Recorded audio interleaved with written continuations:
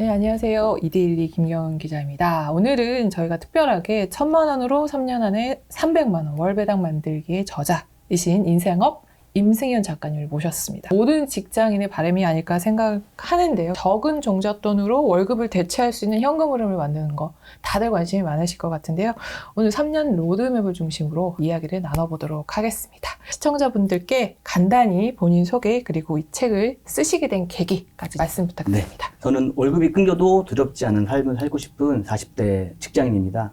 저는 오랫동안 월급에 의존하면서 살았습니다. 하지만 회사의 구조조정 바람이 좀 불면서 결과적으로는 굉장히 어렵게 생존하긴 했지만 그 과정에서 월급 하나에 인생을 맡기는 그 구조가 생각보다 불안하다는 걸 그때 깨달았습니다. 그래서 돈을 많이 버는 방법이 아니라 월급을 대체할 수 있는 현금 흐름 시스템을 만드는 데 집중을 했고 그 과정을 정리해서 이번에 1,000만 원으로 3년 안에 300만 원 월 배당 만들기라는 책을 출간했습니다. 이 책은 단기간에 부자가 되는 법을 말하는 책은 아닙니다. 대신에 월급 하나에 올인하지 않아도 되는 삶을 어떻게 현실적으로 설계할 것인가 그 과정을 담은 기록이고요. 또 어떻게 보면 직접적인 제 삶의 가이드라인이라고 말씀드릴 수 있습니다. 기자들도요, 월급에 의존해서만 살기에는 이 서울에서 살기가 빡빡합니다. 그래서 저도 이게 너무 관심이 많은 주제라 저도 이 책을 내돈내산을 했거든요. 1,000만 원으로 3년 안에 300만 원의 월배당을 만드는 것이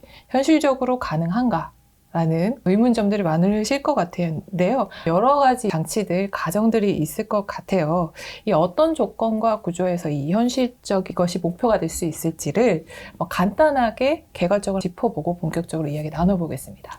우선 저는 이 구조를 먼저 잘 짜야 된다 생각하는데 제가 세운 원칙은 세 가지가 있는데 말씀드리겠습니다. 첫 번째는 투자금의 한도를 정하는 겁니다. 두 번째는 모든 배당금은 재투자를 하고 세 번째 최소 3년간은 매도를 하지 않는다. 제가 생각해낸 대전제이고요. 그 다음은 실행 방식입니다. 왜냐하면 첫 번째는 거치식인데요. 거치식은 1,000만 원을 한 번에 투자하는 방식입니다. 확실하게 저점이라고 생각될 때, 즉 작년에 저희가 관세 이슈 때문에 모든 주식이 떨어질 때가 있습니다. 그때 들어가면 정말 확실한 그런 건데 요즘처럼 변동성이 굉장히 큰 시장에서는 쉽지가 않죠. 두 번째는 적립식 1안입니다. 요거는 200만 원을 먼저 투자하고 매월 100만 원씩 11개월간 투자하는 겁니다. 총 투자금은 1,300만 원이 됩니다. 그리고 세 번째는 굉장히 현실적이라고 생각하는데 300만 원을 먼저 투자하고 매월 50만 원씩 24개월을 투자합니다. 총 1,500만 원이 되는 건데요. 이게 왜냐하면 1,000만 원이 있는 분도 있고 또 없는 분도 있고 한데 300만 원이라는 건 어느 정도 돈이 굴러가려면 뭔가 이 파일을 만들어야 되는데 어쩔 수 없이 300만 원을 먼저 투자를 하고 그 다음에는 50만 원씩 2년을 투자하게 되면 1안, 2안, 3안이 비슷하게 나오게 됩니다. 그래서 제가 말씀드리고 싶은 거는 얼마를 넣느냐, 한 번에 넣느냐 이거보다는 그 복리라는 시스템에 빨리 안착해서 그 구조를 멈추지 않게 돌아가게 하는 거 그게 의미가 있지 않나 생각이 되고요. 그래서 최소 3년간은 재투자를 해야 된다라는 거를 전제로 했고 그리고 일정 수준 수익률의 가정도 포함이 되어 있습니다. 재투자를 계속 하기 때문에 무위험 전략은 아니고요. 뭐 성장 자산과 인컴 자산, 즉 배당 자산이죠. 함께 역할을 분리해서 변동성을 관리하는 구조를 같이 가져가고 있습니다. 복리구조 그리고 변동성을 이 관리하는 전략 여기가 이 두 가지가 꽂혔거든요. 이런 내용도 이제 추후에 나눠보기로 하고요. 본격적으로 한번 짚어보도록 하겠습니다. 이 책 소개에 보면 이 구조조정의 불안, 노동소득의 한계에서 이 출발했다. 이 책을 쓰신 계기다. 이런 문장이 나오는데요. 이 작가님이 겪으면서 느꼈던 문제의식은 무엇이고 어떻게 투자 철학으로 연결됐는지 짚어봐 주시면 좋겠습니다. 구조조정이라는 단어를 뉴스에서 혹은 신문에서 접했을 때 무섭죠. 제가 접했을 때 그 무게 자체가 정말 다릅니다. 회사에서 구조조정 바람이 불었을 때 굉장히 불안했고 이직을 하려고 이력서도 굉장히 많이 썼거든요. 안 되는 게 나이가 걸립니다. 40대 중반이 넘어가니까 40대도 힘듭니까? 안 됩니다.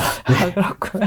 안 되고 제가 50통 이상 넣었는데 연락 온 데도 거의 없었을 뿐더러 연락이 와도 하는 얘기는 이제 연봉이 맞지 않는다. 나이가 일단 안 된다. 동년배로서 가슴이 아픕니다. 그래서 이게 그때부터 이제 확실히 알았죠. 나이가 어쩔 수 없구나. 이런 생각을 하게 됐습니다. 그렇게 해서 저는 계열사 이동을 하면서 어렵게 좀 생존을 했지만 그 가장 느낀 거는 제가 말씀드렸듯이 회사가 주는 월급에 100% 의존하고 있는 삶이 얼마나 불안한가 네. 이걸 느낀 거죠. 물론 회사가 100% 나를 지켜줄 거야. 왜냐면 요즘은 평생 고용시대는 아니니까 그쵸. 그런 마음을 갖지 않지만 내가 너무나 큰 착각을 하고 있었구나. 결국엔 노동소득이라는 건 내가 통제할 수 없는 변수가 너무 많다. 그쵸. 하지만 운이 좋게 생존은 했습니다. 어쨌든 회사를 다니고 있으니까 월급이 들어올 때 뭔가를 만들어보자. 현금 흐름 구조를 만들어보자. 이제 그런 태도로 시작을 한 거고 그게 이제 지금의 투자 철학으로 이어진 겁니다. 그래서 투자 철학의 출발점은 처음부터 난 큰 부자가 될 거야. 이런 게 아니라 딸려도 우리 집 식구들 먹여 살릴 수 밥벌이는 있는? 할 수 있을 정도라도 일단 해보자.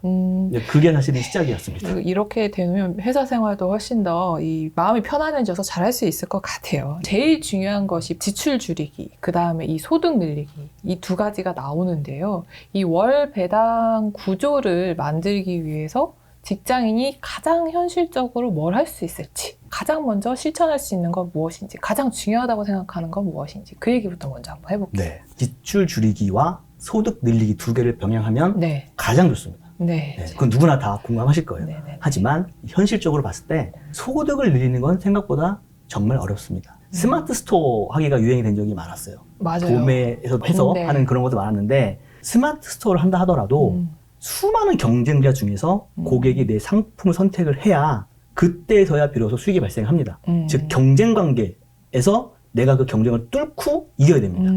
어렵죠. 너무 어렵죠. 네. 회사 생활도 힘든데요. 그렇죠. 네. 근데 지출을 줄이는 거, 즉 짠테크라고 표현하는데 짠테크는 경쟁자가 없습니다. 네. 그러니까 내 소비를 통제하는 것은 이제 오롯이 나 스스로의 영역인 거죠. 그래서 네.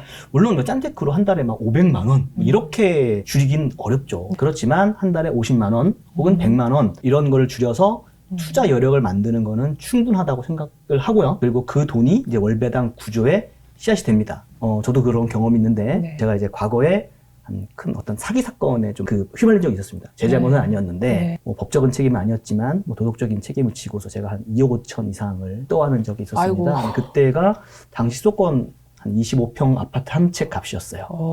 근데 그때 담보대출도 받고 집에 있는 현금 다 처리하고 했는데도 안 되죠. 그래서 그때는 정말 엔잡이라는 말도 없었을 때입니다. 그래서 그야말로 살기 위해서 생존을 위해서 제가 할 수 있는 건 극한의 절약밖에 없었습니다.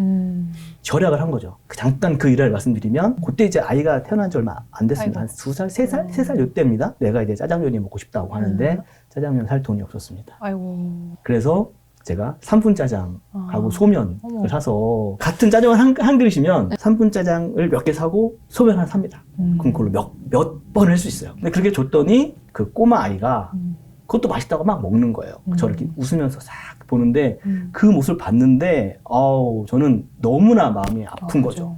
그때 진짜 결심만 했고 또 저희 딸 아이한테는 그 당시에 제가 매번 사준 옷이 아파트 지하상가 3,000원, 5,000원 교환 환불 불가 이런 것만 사준 적이 있거든요. 그래서 어쨌든 그렇게 하면서 제가 3년 동안 1억 1,000만 원 정도의 대출을 갚았습니다. 예, 한 달 평균 300만 원씩이거든요. 근데 제가 외벌입니다. 아이고, 뭘로 생활을 하셨을까 싶네요. 극한의 절약을 이제 한 거죠. 그런 경험들이 제 짠테크의 출발점이었고 네. 그런 걸 토대로 제가 좀 감히 말씀을 드리면 먼저 지출을 통제해서 투자 여력을 어느 정도 만드시고 그리고 나서 투자 시작하시는 거예요 일단. 네네. 그리고 나서 기회가 되면 예. 당연히 추가 소득을 일으키는 게 좋죠. 그러면 훨씬 더 많은 이익이 있거든요. 거기에 그게 가장 현실적입니다. 아까 초반에 말씀하셨던 적립식 말씀하셨는데 월급이 아무리 적어도 이렇게 짠테크로 하면 네. 충분히 가능하겠네요. 가능하다고 생각합니다. 네. 그래서 저 역시 그 이후로 기회가 돼서 네. 뭐 소위 말하는 지식 창업이라고 하죠. 온라인 기반으로 하는 그런 뭐 강의와 뭐 전자책 여러 가지 컨텐츠 이런 걸 통해서 1,000만 원 넘는 수익을 잠깐 한 적도 있었지만 뭐 사실 그 출발은 짠탱크였고 그 절약으로 만든 그 여력이 어찌 보면 지금의 저를 있게 했던 원동력이 아니었나 그렇게 생각합니다. 누구나 할 수 있다 이런 자신감이 좀 생기게 되는 부분인 것 같아요. 네. 본격적으로 좀 상품에 대해서 이야기를 해볼 텐데요. 배당 투자하는 방식 중에 하나로 커버드콜을 네. 선택을 하셨어요. 커버드콜은 일반 배당 ETF랑 다르게 이 옵션 프리미엄을 활용한다라는 특징이 있는데요. 이 옵션이라고 하는 게 이 금융 구조를 좀 알아야 되는 부분이 굉장히 투자자들에게 낯설고 아무리 봐도 잘 이해가 안 됩니다. 그래서 이거 조금 쉽게 한번 먼저 설명을 좀 해주시면 네. 좋겠습니다. 저도 이제 공부를 많이 했는데 책도 많이 보고 있습니다. 파생상품도 보고 너무 네, 어렵게 표현이 어렵죠. 됐더라고요. 주로 거의 똑같은 얘기가 상방은 막혀 있고 하방은 열려 있다. 이런 얘기가 많이 나와요. 그게 뭔 소리야? 옵션이라는 거 먼저 설명드리면 옵션은 우리 실생활에도 많이 적용하고 있습니다. 옵션. 아파트를 우리가 계약을 할 때도 그 신규 아파트인 경우 옵션 있죠. 테라스를 확장할 것인가 아니면 시스템 에어컨을 할 것인가 옵션이고 그 옵션. 네. 차를 살 때도 옵션이 있습니다. 옵션. 뭐 썬루프 할 거냐. 네. 근데 실생활에서 하는 옵션은 선택을 하면 돈을 내야 되죠. 근데 구매에서 말하는 옵션은 선택을 하더라도 그거는 포기도 됩니다. 그러니까 의무가 아닙니다. 권리다.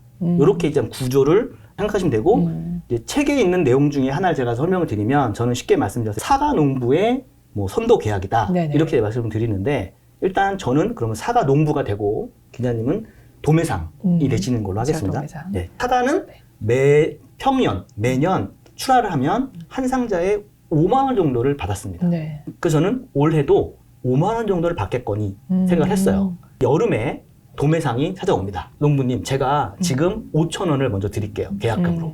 라고 합니다. 그 네. 시기랑 상관없이. 네, 5만 원을 제가 가져갈게요. 네. 그 권리를 주세요. 라고 네. 이야기합니다. 그래서 저는 생각해보니까 원래 사과는 5만 내가 원. 평소에 5만 원에 팔았는데 5천 원도 주네. 5천 원 주네? 네, 할게요. 역시 계약을 체결합니다. 여기서 세 가지 경우가 발생합니다. 첫 번째는 실제 가을이 돼서 출하했는데 사과 품귀 현상이 난 거예요. 사과가 5만 원이 아니라 10만 원에 갔다고 칠게요. 네. 그러면 도매상은 신난다고 보겠죠. 5만 원에 주세요. 라고 해서 5만 원 가져갑니다. 그러면 도매상은 계약금 5천 원 그리고 사과값 5만 원. 네. 5만 5천 원. 네. 근데 실질적으로 시장에서는 10만 원 이상을 파니까 4만 5천 원 이상의 이익을 가져갔죠. 가져갔죠. 농부는 배가 아프지만 울며 겨자 먹기로 팔 수밖에 없습니다. 그렇지만 5천 원이라는 계약금 받았잖아요. 그게 바로 옵션 프리미엄이 되는 겁니다. 두 번째는 사과값이 똑같습니다. 그냥 5만 원이에요. 혹은 5만 2천 원, 5만 3천 원, 뭐 그 시점이에요. 그러면 도매상은 옵션을 행사해도 되고 안 하고 그냥 딴 데 가서 아무 데나 가서 해도 됩니다. 이 경우에는 저는 도매상이 오면은 5만 원에 팔면 되고 안 오면 딴 데다 5만 원에 팔면 됩니다. 네. 그러면 5만 원에 판 거 그리고 처음에 받은 5천 원은 이익인 거죠. 그래서 횡보, 주가가 크게 왔다 갔다 하지 않는 횡보하는 장이라고 하는데 횡보장에서 커브드 콜이 가장 빛을 발하는 구간입니다. 아, 그렇군요. 마지막으로 사과값이 너무 풍작이어가지고 네. 떨어졌습니다. 네. 5만 원이 아니라 막 3만 원에 거래되는 거예요. 자, 그러면 도매상은 5만 원을 주고 저한테 거래를 할까요? 안 하죠. 같아요. 포기해버립니다. 네. 내가 계약금 날리고 말지. 그래서 도매상은 최대의 손해는 5천 원입니다. 옵션 프리미엄 날린 거밖에 없어요. 근데 농부는 원래 평소 같으면 그걸 5만 원에 팔았는데 3만 원이 됐잖아요.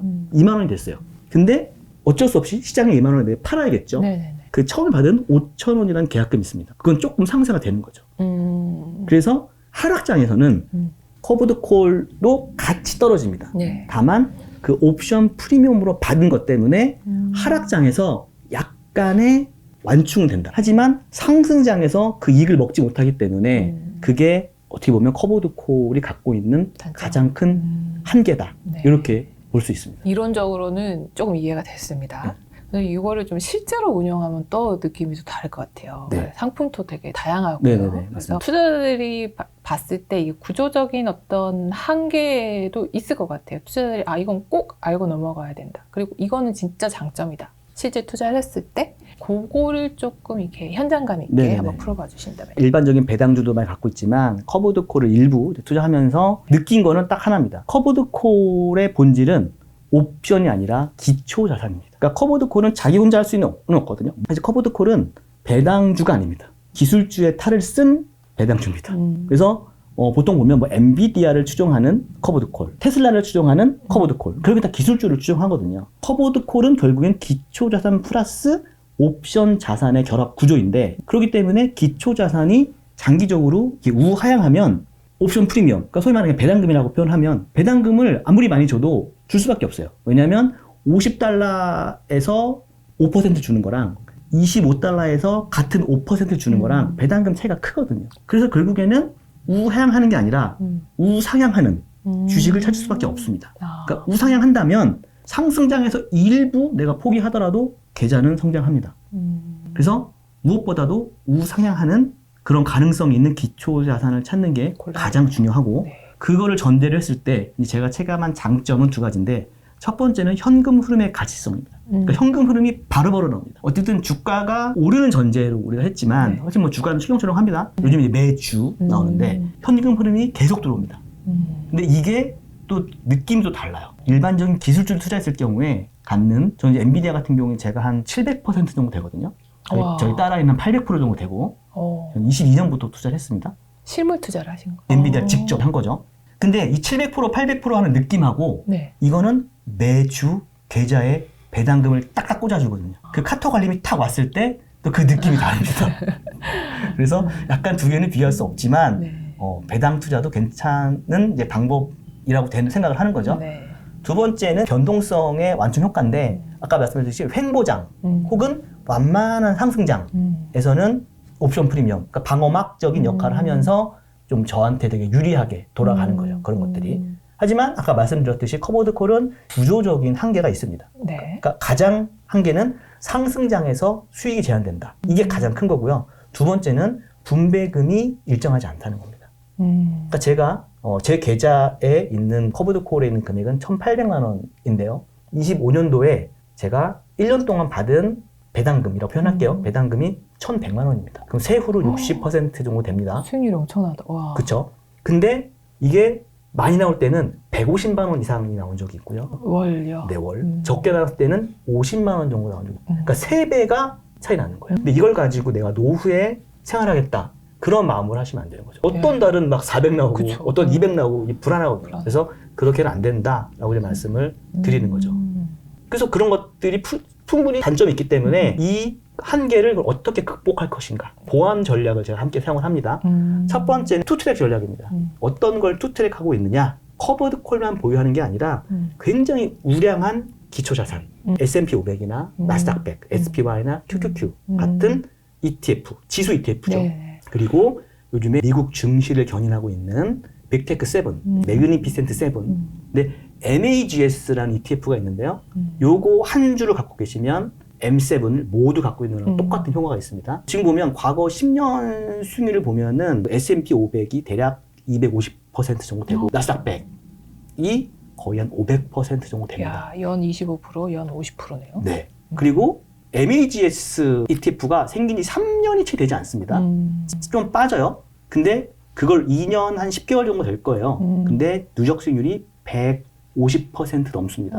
이것도. 네. 원래 더 있었는데 요즘에 좀 빅테크들이 떨어져가지고 네. 거기 차이가 있습니다. 그래서 이런 것들을 같이 투자를 하셔야지 기본적으로 기초자산이 튼튼한 상태에서 할 수 있거든요. 그래서 상승장이 강하게 펼쳐질 때는 그 성장 자산, 아까 말씀드린 뭐 QQQ나 이런 것들이 몸집을 키웁니다. 그리고 커버드 콜은 또 현금 흐름을 담당을 해요. 현금은 커버드 콜이 보완하는 구조. 역할을 좀 분리를 해야지 또 이 상승장의 소외 리스크를 어느 정도 좀 제가 먹을 수 있는 거죠. 두 번째는 구조입니다. 커버드 콜의 구조를 봐야 되는데 커버드 콜은 아까 전에 제가 상승장에서 그 수익을 먹지 못하고 네. 하락장은 그대로 때려 맞는다고 이렇게 되는데 그게 실제 맞습니다. 근데 문제는 하락장에서 떨어질 수는 있습니다. 네. 근데 상승장에서 막 올라가지 못하기 때문에 이게 주가 흐름이 보면 이렇게 흘러내려가는 그런 주가 흐름이 많습니다. 그게 커버드 콜이 갖고 있는 가장 큰 한계인데 근데 그런 걸 극복하려고 내놓은 상품들이 있습니다.